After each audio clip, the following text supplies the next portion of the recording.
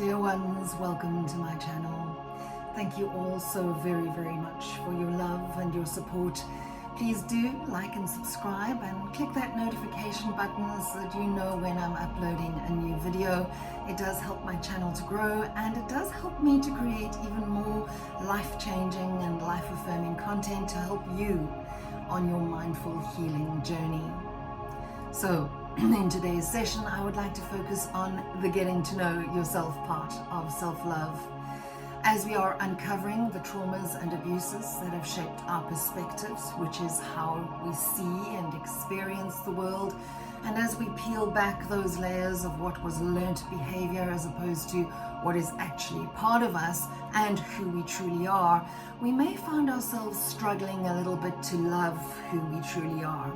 Now, we know that we have been taught somehow to always put others first, and this is to ensure that they're always comfortable. And in this way, we've created that false sense of safety, because if the other person is comfortable, they won't be focusing on whether we are creating their comfort or not allowing us to relax briefly and enjoy being under the radar.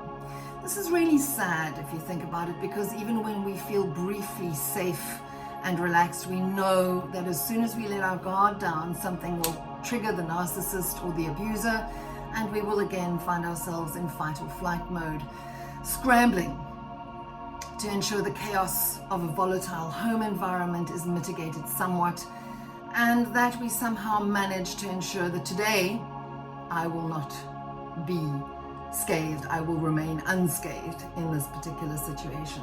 And this consistency of not feeling safe or of constantly being in fight or flight mode is physically damaging. As we know, it raises the levels of the stress hormone cortisol in our brains, which then damages our hippocampus.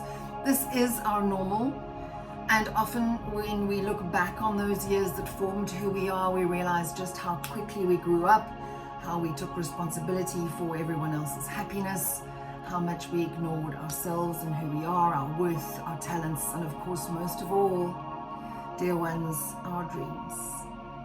The hypervigilance that we have learned to use to read those micro expressions on everyone else's faces, focusing solely upon them and what we're reading from them, coupled with the idea that to love oneself is vain and somehow a sin, has us avoiding our own needs, has us avoiding mirrors, has us devaluing our own self-worth. And when we're constantly looking for approval of others or from others for how we look, what we wear, how we are perceived, when we're hyper-vigilant of the facial expressions of others for our own self-worth, we actually realize that we have lost who we are completely. And when we no longer know who we are, except for how others perceive our worth, we lose our identity, our ability to stand up for ourselves, the confidence that what we offer the world is actually something of worth. And that translates into not only our personal lives, but into the workplace as well, keeping us stuck in that idea that we do not deserve to earn any more than what we're earning now. And as we go through our healing journey and we learn to love ourselves again, it is important, well, it is as important to get to know who we are as it is to affirm that we love ourselves. Because that past trauma is so conditioned as part of us, our self-worth then becomes dependent on how others see us. And the reality is that this means we've completely lost sight of ourselves. Others truly cannot see us anyway, and that is a fact. Anyone outside of my body doesn't truly have the ability to see me or who I truly am. It's not their reality. They don't see the real me. They're never going to see the real me. So to expect them to do that is to put the cart before the horse, so to speak. They only see what they believe or perceive to be who I truly am. And that is very often an image that they have in our heads, made from their assumptions of me based on what I represent to them. So somebody who knew me in my childhood as a certain image might only have that particular image and not be able to see the me that I am today based on the image they had of me before. Everybody has a completely different idea of who and what I am, and everybody will judge me according to their opinion of me, which is the assumption they have concerning me based on what they've stored in their mind of who I am. And of course we know that very much not to be true, because if we're still uncovering who we really and truly are, so that we are able to love that person unconditionally, how can anybody else know and understand who we are in any case? And that is the same for when we think of others too. It's a little bit of an assumption, which is why in a narcissist versus people pleaser relationship, it's literally a snake eating its tail. It sort of self-affirms everything all the time. So it's time, dear ones, to shatter that paradigm as soon as you possibly can and get out of those situations, get out of those types of relationships. And in some cases, that relationship or the representation of the narcissist may not necessarily just be one person. It can be a whole entire family and extended family dynamic as well, based on an image that was created a long, long time ago. Only we truly know who we are, how we feel, how we perceive things. It's only us looking out through these holes that are eyes in this meat suit. It's only us who really and truly knows and understands why we feel those things, why we think those things, and how much we have done to either uncover them or to heal or to deal. And when we put others ahead of ourselves, that negates who we truly are. So uncovering that trauma is a big part of uncovering who we are.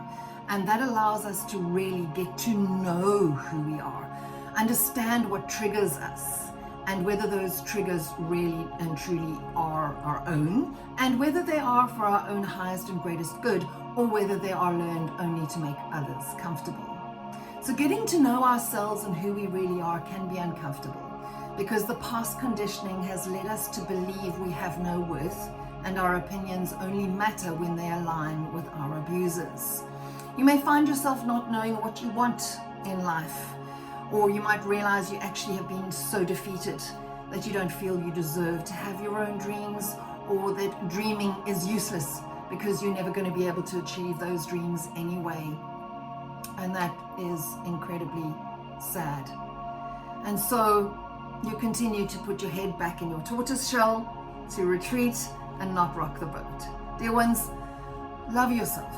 Love yourself enough to remind yourself that you had dreams and you're allowed to still have those dreams, okay? And that you are worthy of stepping confidently in the direction of those dreams each and every day.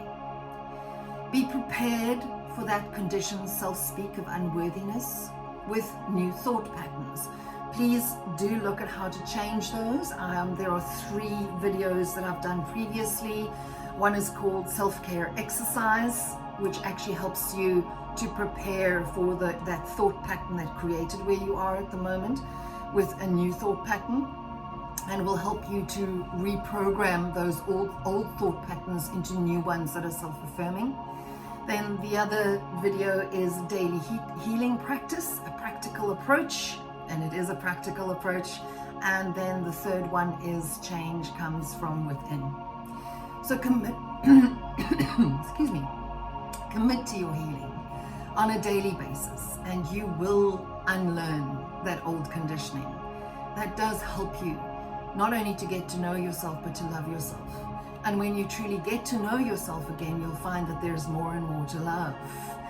And that which you do not like about yourself, well, you have the ability to change. And if there are things that you absolutely cannot change, love yourself even with those things and change those things that you can. This will create even more love and respect for yourself as you understand what you have already overcome and managed to get through. And then that helps you to set the boundaries for what you're willing to accept in the behavior of others. And when you choose to learn about yourself, ask yourself, how do you react when something unexpected happens? How do you respond? What is triggered? Do you get angry? Do you get frustrated? Do you think, well, that it's just typical, just my luck. Perhaps you find yourself feeling relieved and thinking, well, I really didn't want to do that anyway. And you do take it as a sign that you should just give up right here, right now. There are other ways to respond to that. Remember, by its very nature, something unexpected is out of your control. And the first thing to remember is to not take it personally. Second, you are capable of changing what you planned or what you arranged, so rearrange yourself, reschedule something, let it go. You can do something differently. Thirdly, ask yourself, what can you do in that moment about that thing? And then ask yourself whether there is anything that you can learn from that experience about what past triggers. Understanding and being aware of how your mind works is so important in the self-love journey. And then understanding how you've learned that the way you reacted was learned behavior or conditioned behavior and not from the core of you, that very much empowers you with the ability to change that within yourself. Now, there are 3 ways for you to know if a trauma is being activated. The first one is something that happened in your external life and you can't stop thinking about it. It gets stuck in your head and you ruminate about it, or you spin with it constantly, and that's how you know that it was a trigger. And then number 2, when you recognize rationally that your response or your reaction to an event that happened is disproportionate to the size of the event. For example, somebody was late for a meeting with you and your trauma was so large that you then recognize there's something else going on inside you, and it's probably a trauma response. And number 3 is if you're noticing sensations and feelings outside of you or inside of you that you haven't felt for a very long time. So something happens and all of a sudden you feel something and you sort of think to yourself, wow, you know what, I haven't felt that way in a very, very long time. So something triggered your activation or activated your old trauma, and something triggered it and the trauma inside you got activated. This will help you to become more aware of those traumas, and as you uncover them and where those traumas came from, you'll be able to be better equipped to heal from them. And when you feel this way, think back to the very, very first time you felt that way. And that will help to reveal when that trauma response was first created. Because when we keep reliving traumas, it's not going to help to heal those traumas in those moments. You've got to go back to the core issue and where it first was created. Because every similar trauma just consolidates that original trauma. So you need to actually get to the crux of it. So remember, dear ones, as you heal, you will become more aware. Spirit will bring someone into your life who's messed up. And it's important that you realize that it's not your job to help them. Your job is not to save them. Your task is not to intercede on their behalf. All that you are expected to do is to observe. Observe yourself, observe the situation. Because Spirit brought that person into your life to show you what life looks like when you don't heal, when you don't do your daily work on yourself, when you don't attend to your own issues. Spirit is great at using real life examples to warn you against yourself. Every messed up person that comes into your life is not there for you to save them. Those types of people come into your life to provide a reflection of you so that you can save yourself. And attempting to be liked by everyone will end up in you being lost and completely alone in this world. So if you consistently try to make everybody like you and please everybody, you will end up not saying anything of your own at all. And you will end up standing up for nothing at all. You're ultimately leading a life focused on abandoning yourself to make sure that everybody else is okay.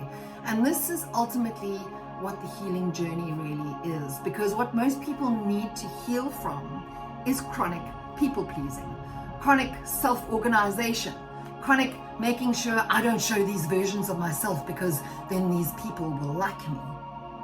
When you truly know who you are, truly, and you love who you are, you will be more likely to have the attitude of authenticity.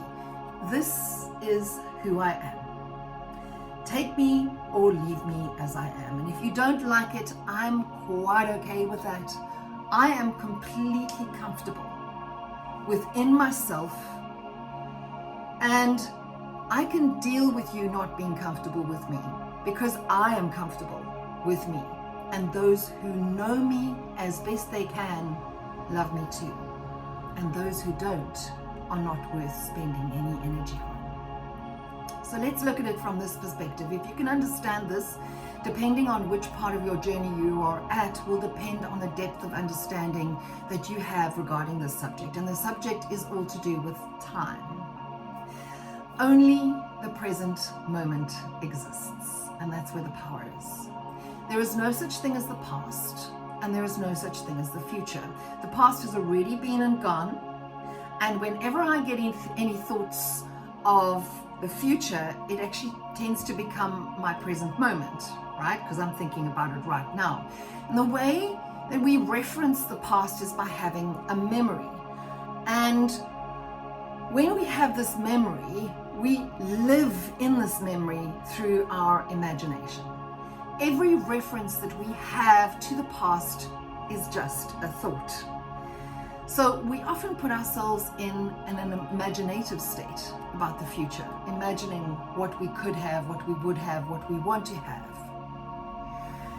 So every single thing about our past and every single thing about our future that we experience ourselves is done through thought. And this is how the past and the future only exists through thoughts. Now, let us take that to a slightly higher level of understanding. Your thoughts create your reality. So when you think about your future, you are creating that reality. But it's not like I'm creating the reality and I'm eventually in the future going to be in that thought. What you're actually doing is that you're changing your present moment, the power right now, into the reality that you want it to be. You're sending out that vibration of what you're wanting. And that is changing the now into the reality that I call the future. I hope that resonates with you. So making profound differences in your life right now by changing the relationship you have with yourself and creating your self-worth. First of all, become your best friend. Become your best friend. Everything in life is so much easier if you're not at war with yourself or if you hate yourself. Remember, nothing external is stable. As much as you think it is, your looks will change, relationships will change, everything changes. Where you find stability is inside of you. Relax into the instability that is inherent in being alive. Remember that there's no external conditions or circumstances that will lead to lasting happiness. I'm going to repeat that. There are no external conditions or circumstances that will lead to lasting happiness. Remember, lasting happiness doesn't come from external conditions. It comes from learning how to flow with the constantly changing conditions that is life. Happiness comes from within. It comes from being happy with who you are as a human being. And remember to feel more joy.